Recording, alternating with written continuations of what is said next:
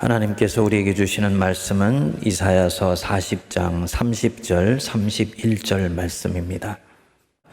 소년이라도 피곤하며 곤비하며 장년이라도 넘어지며 쓰러지되 오직 여호와를 앙망하는 자는 새 힘을 얻으리니 독수리가 날개치며 올라감 같을 것이요 다른 박질하여도 곤비하지 아니하겠고 걸어가도 피곤하지 아니하리로다. 아멘. 우리 성도님들은 힘들 때 어디에 도움을 청하십니까? 인생을 살다가 큰 낭패를 당하거나 역경을 당했을 때 어디에 가서 내 하소연을 하고 또 도움을 구하기도 합니까? 물론 우리 그리스도인들의 정답은 명료하지요. 하나님, 내 구원자 되신 하나님께 가서 내 사정을 아뢰입니다. 그러면 하나님 뜻대로 살아보려고 노력하다가 어려움 당했을 때는 어떻게 합니까? 분명히 하나님의 인도하심으로 알고 믿음의 길을 가거나 신앙인으로 내가 처신을 했어요. 근데 그것 때문에 역경을 만나게 되는 경우가 있습니까? 없습니까? 있죠. 물론 콩 심은 데 콩 나고 팥 심은 데 팥 난다 그랬습니다. 뿌린 대로 거두고 모든 것이 인과의 원리에 따라서 사람의 인생도 결정난다 라고 우리는 알고 있습니다. 하지만 그것은 한 사람의 인생이 종결되었을 때 나타나는 결과물이에요. 역사의 한 장이 마무리되었을 때 내려지는 결론입니다. 그렇게 거창하게 가지는 않더라도 적어도 인생에 몇 개 마디가 있다고 치면 한 마디가 마무리되었을 때 하나님이 나를 이렇게 이끌어 주셨구나 하고 내가 뿌린 씨앗의 열매를 손에 쥐게 되는 경우들이 대부분입니다. 그 중간에는 얼마든지 콩 심었는데 팥이 나는 경우 굉장히 많습니다. 분명히 알곡을 뿌렸는데 가라지가 여기저기서 자라가는 것을 보기도 합니다. 하나님 뜻대로 행했는데 그것이 내게 오히려 재앙이 되어서 돌아오는 경우가 있습니다. 이런 경우를 직면하게 되면 영적으로는 보통 때보다 이 데미지가 큽니다.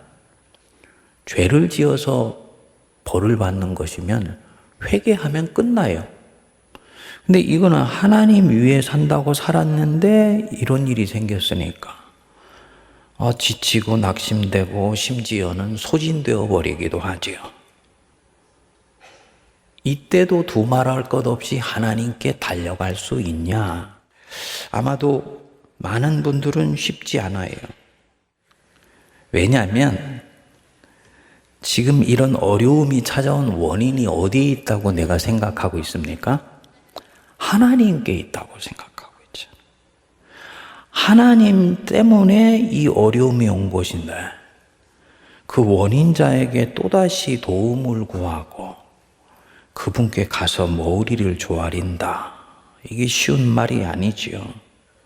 이미 이 단계 오면 하나님을 의심하는 마음도 찾아와요.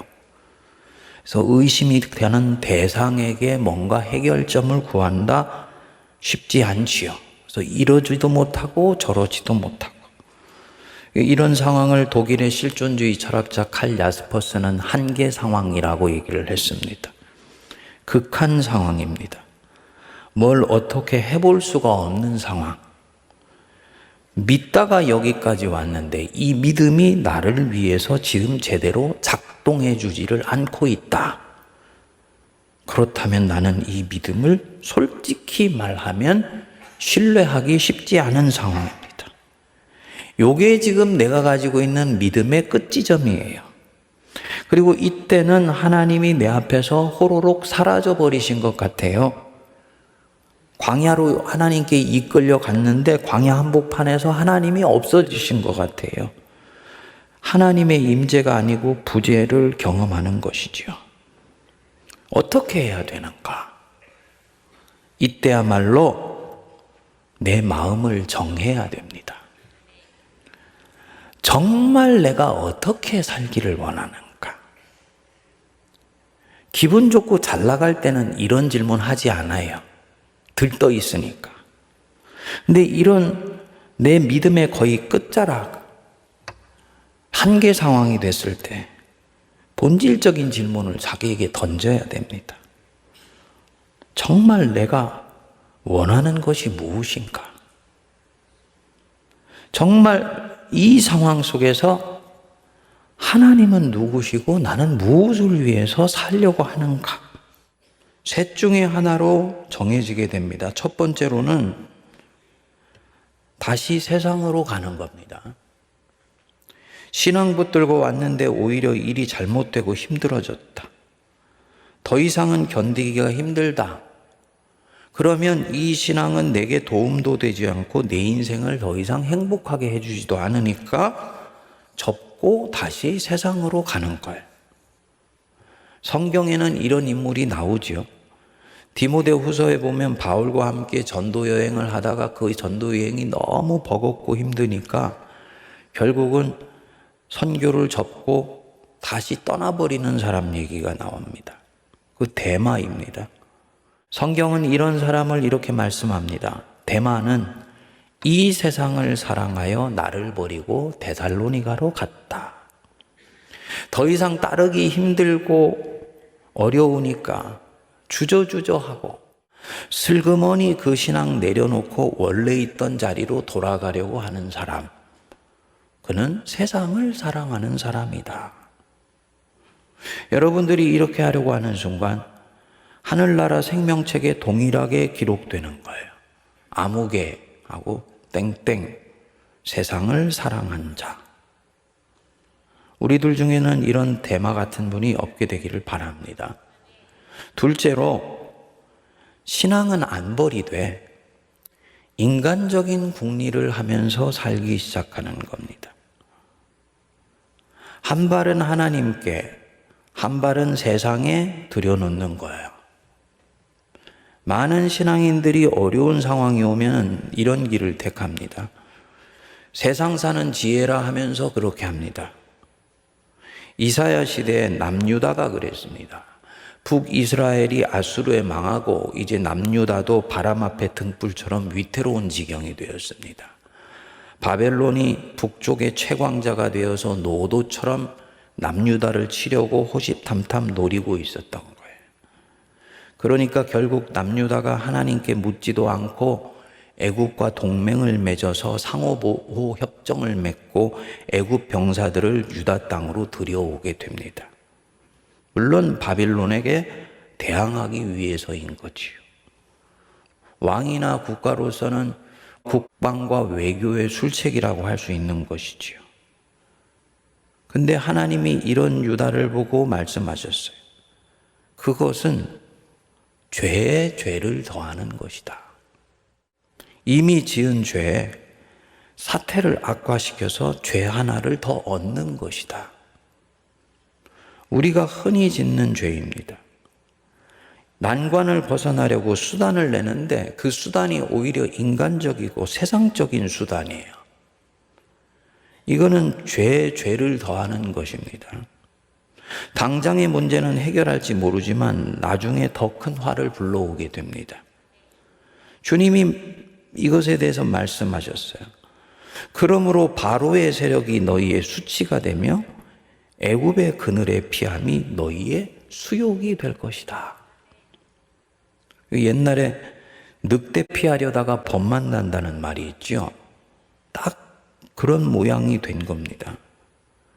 유다는 결국 이 동맹에서 아무것도 얻지 못하고 주전 586년에 바벨론에게 망하게 됩니다. 성도 개개인뿐만 아니고 교회 안에서 흔히 일어나는 일입니다. 예를 들어서 교회 재정이 어렵다. 그러니까 당회나 교회가 자꾸 교회에서 뭔가 수익이 되는 사업에 눈길을 돌리고 교회를 영리법인처럼 인식하게 되는 일이 커지게 됩니다. 그래서 자꾸 사업을 하려고 그래요. 이게 전형적으로 바벨론 맞겠다고 애굽을 안방에 들여오는 일과 마찬가지입니다. 어떻게 되냐? 하나님이 이런 교회는 역사 속에서 씨를 말리십니다. 하나님의 복음에 씨가 있고 종자가 있어요. 좋은 씨, 좋은 종자는요, 4대뿐만 아니라 2대, 3대, 4대 계속 물려주세요. 복음이 확장되게 하기 위해서. 근데 보니까 이 종자가 안 좋은 종자인 거예요. 이런 종자는 씨를 말려요. 당신을 진심으로 믿는 공동체가 아니고 그 안에 성도들의 신앙은 이미 변질된 신앙이니까 그건 씨를 말려야 후대에 악한 씨가 남겨지지를 않는 것입니다. 교회가 자기 힘이 약해지니까 자꾸 정치에 손을 대서 그 정치 영향력으로 교회 힘을 유지하려고 하는 거. 아주 이 부분들도 마찬가지입니다. 복음이 정치에 물타기를 하는 것입니다. 복음 자체에 대한 확신도 충성심도 없는 것입니다. 그래서 복음을 이념과 동일시하게 돼요. 하나님이 이런 교회들이 한 단위 국가에서 주를 이루게 되면 이 교회들은 세월 속에서 씨를 말리세요. 좋은 씨여야 후대에 물려주는데 이미 나쁜 씨이기 때문에 물려주실 수가 없는 것입니다.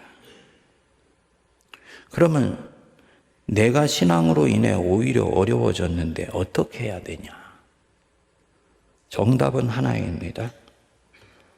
마음을 확정하여서 믿음의 동기를 완전히 새롭게 하는 것입니다. 내가 진정 왜 믿으려고 하는 거지? 하나님이 내게 정말 어떤 존재인 것이지? 이 본질적인 질문에 지금이야말로 명료하게 답하는 것입니다. 하나님이 정말 내게 어떤 분인가? 하나님이 왕이시지요. 하나님이 내 주님이시지요. 그렇죠? 그런데 정말 그분이 주님 맞고 왕 맞습니까? 그분이 왕이라는 말은 그분이 내 인생의 센터이고 중심이고 그분이 태양이시기 때문에 나는 그분의 주위를 도는 행성인 거예요. 그런데 사실 나는 여태까지 말은 그분이 왕이시고 그분이 주님이라고 했지만 내가 필요할 때만 그분이 주님이셨던 것 아닌가? 그분이 내게 도움이 되니까 주님 삼았던 것 아닌가? 예수님이 오병이어의 기적을 베푸시는 것을 보고 이스라엘 백성들이 저분 따라가면 절대로 굶어 죽을 일은 없겠네. 저분을 임금 삼아서 우리가 왕을 삼자. 이 마음으로 따르는 것과 마찬가지입니다. 이건 사실 주님이 아니지요. 그분이 왕이 아니지요. 내가 그분을 왕으로 고용한 거예요. 내 필요를 위해서, 내 인생의 행복을 위해서 이 험해 보이는 인생을 헤쳐나갈 수 있는 힘을 얻고 싶어서 그랬던 것입니다. 그런데 신앙의 어느 시점에 오면은 이 신앙 메커니즘이 더 이상 작동하지 않는 때가 옵니다. 지금 내가 그 단계에 이르는 거예요. 하나님이 내가 원하는 대로 움직여주지 않아요. 나는 내 안에서 굉장히 당혹해하고 쩔쩔매게 됩니다. 어떻게 해야 되느냐? 이분을 버리고 세상으로 갈 수도 없고 그렇다고 계속 어정쩡하게 믿을 수도 없다. 이때는 내 마음의 동기를 완전히 새롭게 해야 됩니다. 그리고 그분을 이제야말로 명실상부한 내 마음의 왕으로 확정하는 거예요. 내 존재 중심에 이분 자신을 세우고 나는 그분의 제자로 살기를 작정하는 것입니다. 이것만이 정답이에요. 다윗이 사울 왕에게 쫓겨서 광야로 도망을 갔죠. 하나님 뜻대로 산 것 때문에 사울왕 눈밖에 났어요. 하나님이 세우신 왕이니까 거역하지도 못하고 대항하지도 못하고 있다가 결국은 눈밖에 나서 도망자 신세가 되었습니다. 다윗은 분명히 신앙 때문에 지금 낭패를 당하게 된 것입니다. 다윗이 어떻게 합니까? 그 광야 한복판에 있는 아둘람 굴에 있으면서 세상은 캄캄해 보이는데 오히려 마음의 눈을 열어서 확정해요. 자기 마음을 확정합니다. 믿음을 완전히 혁신합니다. 하나님이여 내 마음이 확정되었고 내 마음이 확정되었사오니 내가 노래하고 내가 찬송하리이다. 다윗은 광야 한복판에 사울을 피해 굴에 숨어 있으면서 그 굴에서 하나님 대관식을 한 것입니다. 하나님을 자기 마음에 진정으로 왕으로 세워드린 것입니다. 그래서 하나님이 하라고 하면 하고 가라고 하면 가고 이제 하나님이 죽으러 하면 난 죽을 거야. 이게 마음에 확정한 거예요. 그랬더니 어떤 일이 일어나냐? 인생을 보는 전망이 완전히 달라졌습니다. 지치고 소진하고 곧 쓰러져 버릴 것 같았는데 새 힘을 받으면서 세상이 완전히 달라져 보이게 돼요. 그 시편 57편 10절에 말합니다. 무릇 주의 인자는 커서 하늘에 미치고 주의 진리는 궁창에 이르나이다. 여러분들 시편의 이런 구절을 볼 때 이걸 단순히 수사학적인 표현이나 시적 표현으로 보시면 안 돼요. 성경을 그렇게 읽으면 안 돼요. 실제로 다윗은 이 순간에 하늘과 궁창을 본 거예요. 하늘을 봤더니 그 하늘에는 주의 인자가 온 천하를 가득 덮고 있는 거예요. 하나님의 진리가 궁창까지 가득 채우고 있었던 이 영적 현실을 보게 된 것입니다. 사울왕이 세상 다스린다고 생각했는데 하나님이 세상을 다스리는 거 맞구나. 이게 보이기 시작한 것입니다. 마음을 확정하고 내 존재의 중심에 하나님을 왕으로 모시니까 세상이 달리 보인 것입니다. 사실은 달리 보인 것이 아니고 이때 비로소 영안을 열어서 진정한 현실을 보게 된 거죠. 제가 여러분들에게 영적 현실이다, 이게 은혜의 현실이다, 하나님의 현실이다 말했던 거 바로 그거 이제 보고 살기 시작하는 것입니다. 그래서 다윗이 선포합니다. 하나님이여 주의 진리는 하늘 위에 높이 들리시며 주의 영광이 온 세계에 높아지기를 원하나이다. 자기 인생이 이제 완전히 하나님의 영광을 위하여 살아가기로 확정한 것입니다. 그리고 그 뒤에 바로 유혹이 찾아와요. 그 굴에 있는데 사울이 그 굴에 들어왔어요. 장수를 다 물리고 사울이 혼자 뒤를 보러 들어온 것입니다. 사울은 굴에 있는 다윗을 못 보지만 다윗은 사울을 보죠. 깜깜한 것에 익숙해져 있으니까. 다윗 주변의 장수들이 말합니다.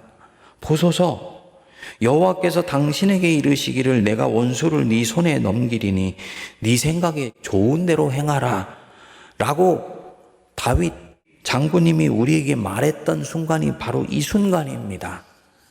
하나님이 드디어 저 원수 사울을 장군님 손에 맡기셨습니다. 다윗도 생각할 수 있는 거예요. 아, 내가 마음에 확정했더니 하나님 영광 위에 살려고 내가 결심했더니 이제 하나님이 이 고난을 끝낼 기회를 주시는구나. 이렇게 생각할 수 있지요. 그런데 다윗이 어떻게 합니까? 사울 뒤로 가서는 칼을 빼들고 살짝 옷자락만 베고 보내줘요. 그리고 자기 사람들에게 말합니다. 내가 손을 들어 여호와의 기름 부음을 받은 내 줄을 치는 것은 여호와께서 금하시는 것이다. 그는 여호와의 기름 부음을 받은 자가 됨이라. 이렇게 말합니다. 엄청나게 중요한 대목입니다. 다윗이 단순히 사울을 살려준 것이다. 원수를 사랑해 줬다. 이런 국면이 아니에요. 다윗은 이때 이스라엘 왕조 역사상 처음으로 왕이고 정치인이지만 왕이고 정치인이기 전에 사람이 어떻게 살아야 되는지를 가르쳐 준 거예요. 자기 사람들 앞에서 사람이 어떻게 살아야 되는가? 사람에게는 안전이나 행복이나 심지어 자기의 육체의 생명보다도 훨씬 중요한 것이 있다. 이것을 이날 가르쳐 준 것입니다. 훨씬 중요한 거 뭡니까? 하나님, 그리고 하나님의 나라. 이분 입에서 나오는 말씀, 이게 훨씬 사람에게는 중요한 것이다. 하나님이 이런 나를 지금 어떻게 보실까? 내 속에 애굽을 슬쩍 들여오고 있는 나를 어떻게 보실까? 이것을 인식하고 사는 것이 단순히 서바이벌 게임에서 살아남는 것보다 훨씬 중요하다는 것을 보여주는 것이죠. 사울에게는 한 번도 볼 수 없었던 풍모예요. 이 사람이 영원을 살아가는 사람입니다. 자기 신변에 어떤 일이 일어나건 어떤 불편한 일을 당하고 어떤 어려운 일을 당할지라도 지킬 것은 지키는 것입니다. 마땅히 따를 대상을 끝까지 따라가려고 하는 것. 이게 영혼을 추구하는 사람이에요. 자기 장수들에게 지금 이것을 보여준 것입니다. 팔복에서 예수님이 말씀하신 6번째 복이죠. 마음이 청결한 자가 복이 있다. 다윗은 진정 마음이 청결한 자예요. 여기서 이 마음이 헬라어로 카르디아인데 그냥 마음이 아니고 존재와 인격의 중심입니다. 다른 모든 힘이 흘러나오는 원천이에요. 심장이 사람이 움직이고 활동하는 그 피를 뿜어내 주듯이 사람이 움직이고 말하고 행동하는 이 동기의 핵심, 요게 카르디아입니다. 그것이 청결한 자, 깨끗한 자, 복이 있다. 카타로이스라 그래서 일편단심, 이렇게 마틴 로이드 존스 목사님 번역했더라고요. 견눈 팔지 않고 오직 하나님께 전심전력을 다하는 마음. 시편 86편 11절에 일심으로 주를 경외하게 하소서. 그 일심이에요. 분리되지 않은 마음이고 분열되어 있지 않은 충성심이에요. 위기에 닥치면 사람의 마음이 분리되고 분절되고 나눠지고 파열돼요. 그런데 그 상황에서도 분리되지 않는 마음이고 분열되지 않는 충성심으로 하나님을 향하는 것. 그게 마음이 청결한 것입니다. 당연히 이 사람 세상으로 되돌아가려던 마음 접고 내 마음속에 애굽을 슬며시 끌어들이려던 마음들 내려놓고 하나님께 자기 인생을 겁니다. 그래서 죽이려는 원수도 그냥 살려보내줘야. 지금 다윗은요, 신앙의 정도로 가고 있는 것입니다. 그러다 나중에 살려보낸 다윗에게 화를 당하면 어떻게 하려고? 혹시 잘못되면 어떻게 해? 그건 하나님의 소관이에요.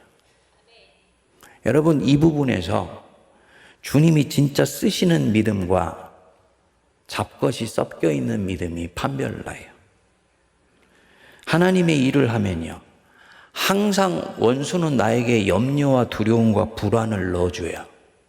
너 그렇게 처신하는 거 모양은 좋아 보일지 모르지만은 너 세상에서 낭패당할 수 있어. 이때 이 사람이 어떻게 그 음성을 다루느냐 하는 거지. 잘못되면 어떻게 하지? 그거는 내가 결정할 일이 아니고요, 하나님이 결정하실 일이에요. 제가 특정 교회 세습 문제를 놓고 설교를 했었지요. 2017년 9월에 부임해서 2018년 6월 달에 죽다가 살아나고, 그리고 그 다음에 2월 달인가 우리가 입당을 했어요. 그리고 9월에 일이 터졌어요.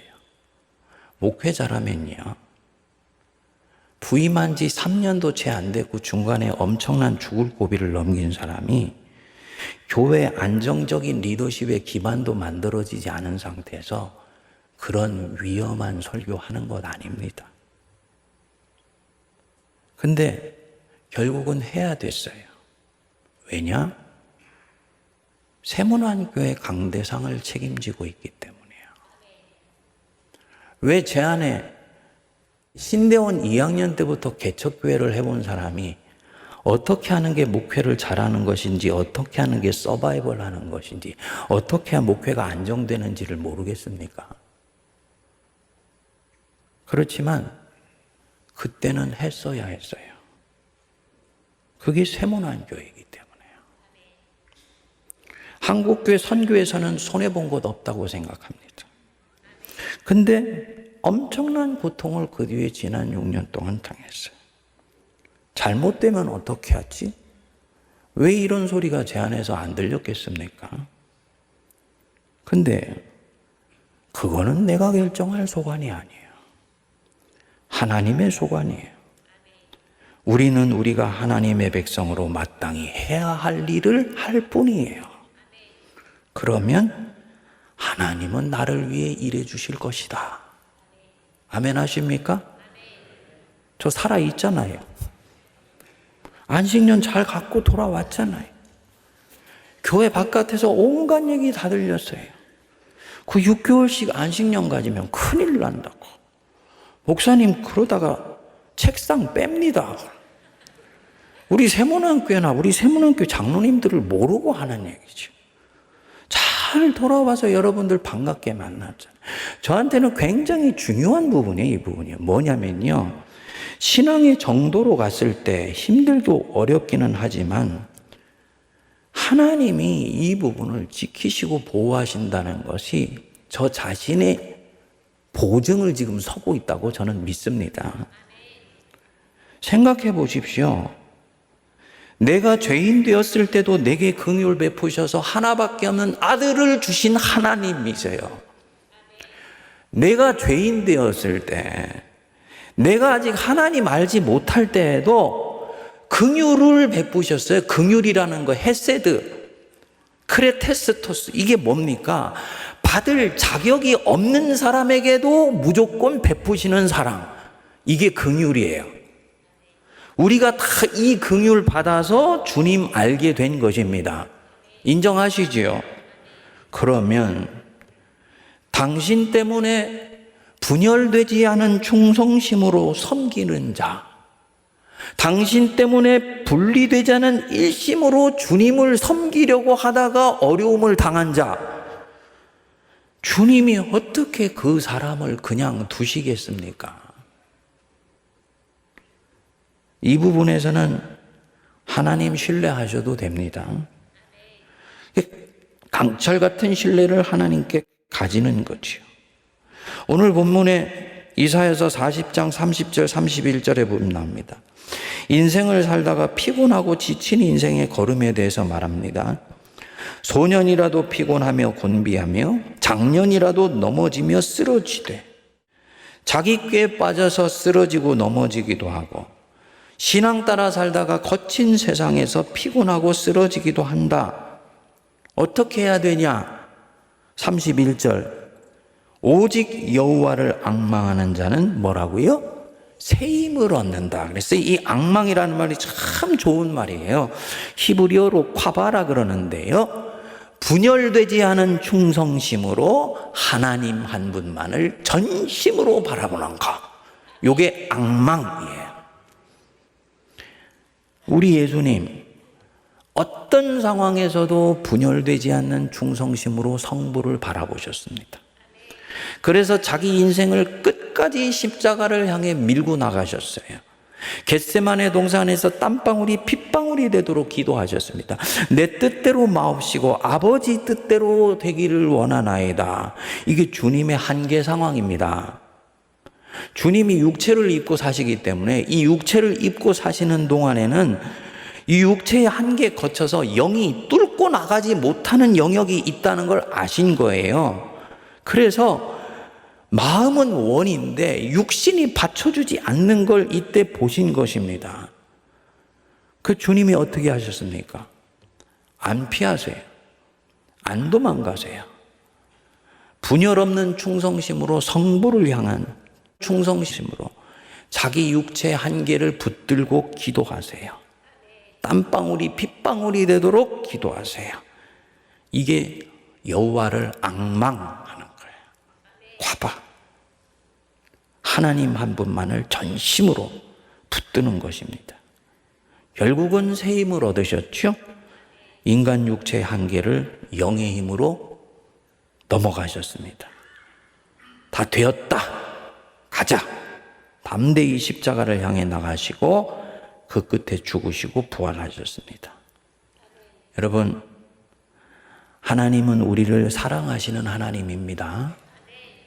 너무나 사랑하시기 때문에 하나밖에 없는 아들을 주셨고 지금도 우리의 필요를 다 아세요. 너희의 머리털까지도 세신 바 되었나니 예수님이 그렇게 말씀하셨습니다. 그런데 어떻게 그분이 지금 내가 이렇게 힘든데 그냥 두시며 나를 이런 처지에 떨어지게 하고 뒷짐지고 계시겠습니까?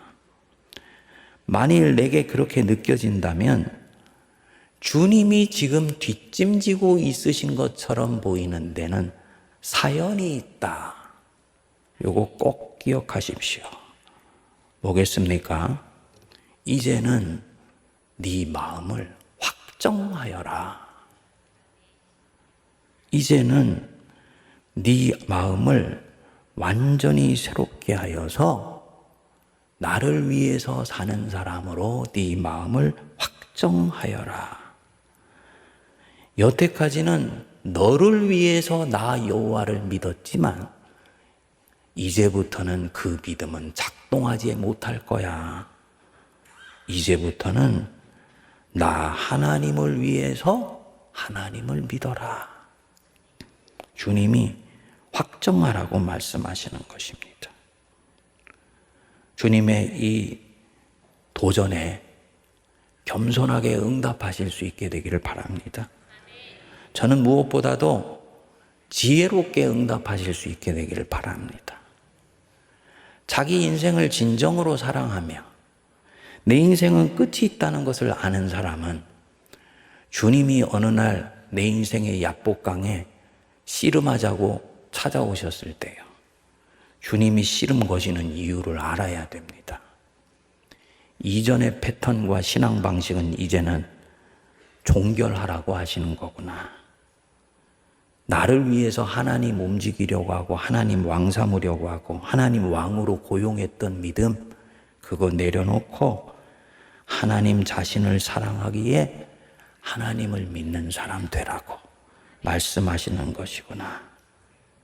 그래서 독수리 날개치듯 새 힘 주시려고 오신 것이구나 믿으시고 주님 앞에 부복하시기 바랍니다. 기도하겠습니다. 하나님, 소년이라도 피곤하며 곤비하며 장년이라도 넘어지며 쓰러지되 오직 여호와를 앙망하는 자는 새 힘을 얻으리니 독수리가 날개치며 올라감 같을 것이요 다름질하여도 곤비치 아니하겠고 걸어가도 피곤하지 아니하리라 말씀하셨습니다. 세상을 앙망하며 나를 숭앙하며 세상에는 돈과 물질과 명예를 왕 삼으며 달려갔던 인생 되지 않게 하시고 내 마음의 방에 애굽을 초대하여서 하나님을 조정해 보며 물타기 하려는 신앙 마무리하게 하시고 이제는 오직 하나님만을 앙망하게 하셔서 독수리 날개치듯 새 힘 얻게 하여 주시옵소서. 예수님 이름으로 기도하옵나이다. 아멘.